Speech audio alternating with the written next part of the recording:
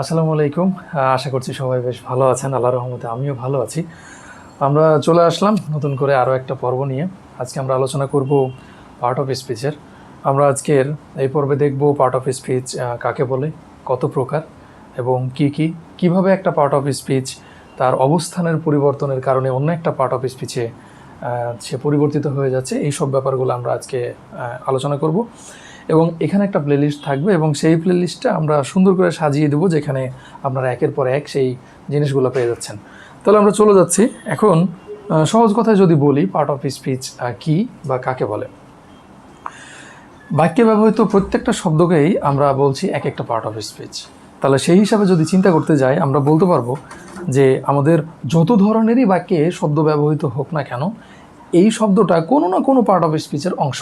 হ্যাঁ, এবং আমরা জানি যে পার্ট অফ স্পিচ মূলত 8 প্রকার।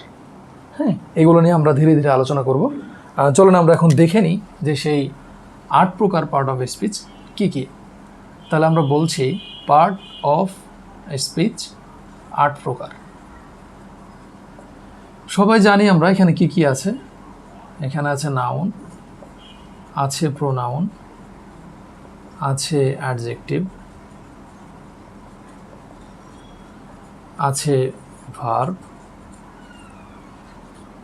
আছে অ্যাডভার্ব, আছে প্রিপোজিশন,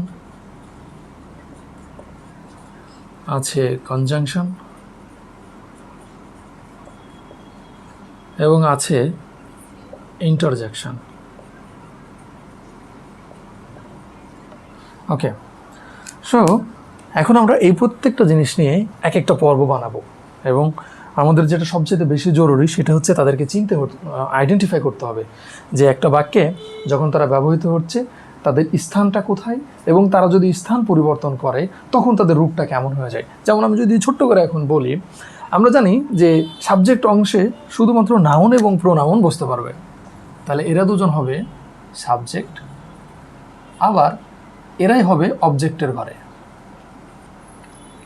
ভার্ব কোথায় হবে? এই ভার্ব হবে আমার বাক্যের মাঝখানে, অর্থাৎ বাক্যের মাঝে। এখন তাকে যে মাঝেই হইতে হবে তার তো কোনো গ্যারান্টি নেই, কারণ ইম্পারেটিভ যেই সেন্টেন্সটা সেটা শুরু হয় কি দিয়ে? ভার্ব দিয়ে। তার মানে সেক্ষেত্রে সে প্রথমে থাকতেই পারে, সেটার হিসাব আলাদা। অ্যাডভার্বটা কোনো না কোনোভাবে ও ভার্বের আশেপাশেই থাকবে। এখন এই প্রিপোজিশনটা কোথায় হবে? এই প্রিপোজিশনটা হবে আমার সেই বাক্যের ডিটারমিনার এরপরে, অর্থাৎ নাউন বা প্রোনাউনের পূর্বে। এখানেই কিন্তু সেই অবস্থানটা বলে দিয়েছে তারা। দেখেন, প্রি অর্থাৎ পূর্বে এবং পজিশন মানে অবস্থান। কার পূর্বে? নাউন অথবা প্রোনাউনের পূর্বে তার অবস্থান। কনজাংশন জিনিসটা কি? কনজাংশন হচ্ছে দুইটা বাক্যকে ও একসাথে কানেক্ট করবে, দুইটা বাক্যের মধ্যে একটা সেতু বন্ধন সে সৃষ্টি করবে। ঠিক আছে। আর ইন্টারজেকশন কি? ইন্টারজেকশন এমন একটা শব্দ, অর্থাৎ এই শব্দটা সেই বাক্যে যদি না থাকে কোনো সমস্যা নাই। হ্যাঁ, তো এই সব ব্যাপারগুলো আমরা ধীরে ধীরে একটা করে আলোচনা করব। আমি অ্যাডজেক্টিভটা এই কারণে বলিনি, কারণ অ্যাডজেক্টিভ নিজেই একটা পার্ট অফ স্পিচ। কারণ অ্যাডজেক্টিভের মধ্যে এমন কিছু নাই যে অ্যাডজেক্টিভ হইতে পারে না। ঠিক আছে, তো এই পর্যন্ত।